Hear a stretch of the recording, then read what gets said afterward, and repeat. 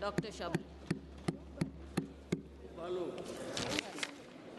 Thank you, Speaker Ma'am, for giving me this opportunity to speak on this very important bill. And there are few concerns which were there since past few months. And after seeing the concerns of transgender community, I have read this bill in detail. And it is very much clear, ma'am, that the transgender community have been little misunderstood about this bill. And this bill, I can say that it is a historic bill that gives identity and justice also to the transgender community.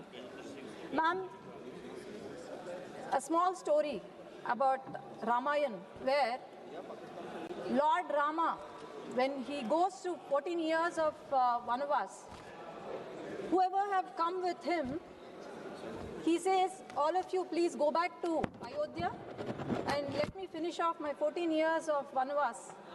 And then when he comes back after 14 years, he sees few people there waiting for Lord Rama. And when Rama asked them, why didn't you go? The reply they have given is, Lord Rama, you have asked only men and women to go. And we don't belong to either men or women. So Lord Rama was so moved with that answer, and from then on he blessed them and said, I give the power to Shabri, your bless you all. papers are touching the mic and it's creating disturbance. So, yeah, thank you. Papers are blocking it. Sorry, ma'am. So he had given the power to the transgenders to bless everyone. And from then on, they have become the integral part of our culture. And especially the transgender community from my district have been very close to my heart. And ma'am, I can tell you that,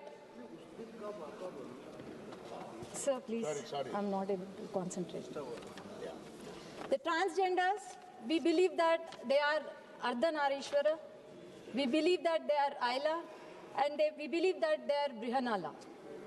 And when Modi ji has brought Ayodhya our Rama, and I'm pretty sure that he will definitely do justice to the people who are blessed by Lord Rama and the people who bless us. And coming back to the bill, ma'am, there are few concerns, and the main concern about this is omission of trans men and trans women into the definition of transgender. Apart from identifying people with socio-cultural identities into transgender, this bill also includes people with gonadal malformations, agenesis, and also primary sexual characters, and external genitalia, endogenous hormone production, and all. And ma'am, there should be a proper system. When we are born, doctors determine our sex, and every person sitting here has the birth certificate to determine the sex of us. And this birth certificate is used until we are dead. And why can't a transgender have identification? And I heard just from one of our colleagues, they were telling women reservation bill is coming. If we don't have system to identify our sex, then we will identify as women, and then we'll gain out of women reservation bill. That's what they've been saying, because the fake cases have been increasing a lot.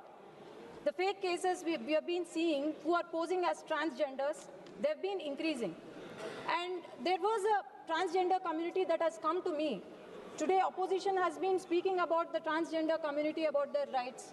But when they were in power, did they even do justice to the transgender community? They just left them on the street, and they were left to rot on the road. I can tell you that what they have come and told is, people are posing as transgenders, and they are doing our job. They are going to every occasion in my Nandyal district for the blessings. So this has created a lot of difficulties among the transgender population, because they have been dominating us. So such fake cases should come down. And also, this bill have also included to give certificate, birth certificate. There is also a thing that they can change the name in the birth certificate and also the sex in the birth certificate, which is very useful to them. And also, there is also legal recognition of gender identity such as male, female, or third gender in every way possible. And these people can be identified through a medical board, which is very much easy.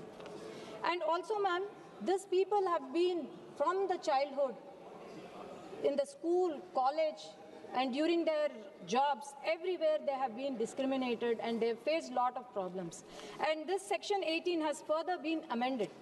This section was very important since it provides strict and rigorous penalties for those people who are exploiting the transgender community.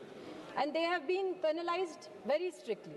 And also, kidnapping any person and causing castration, amputation, or any surgical, chemical, or hormonal procedure, or permanent or severe injury to the body or bodily, and also forcing children to turn them into transgender.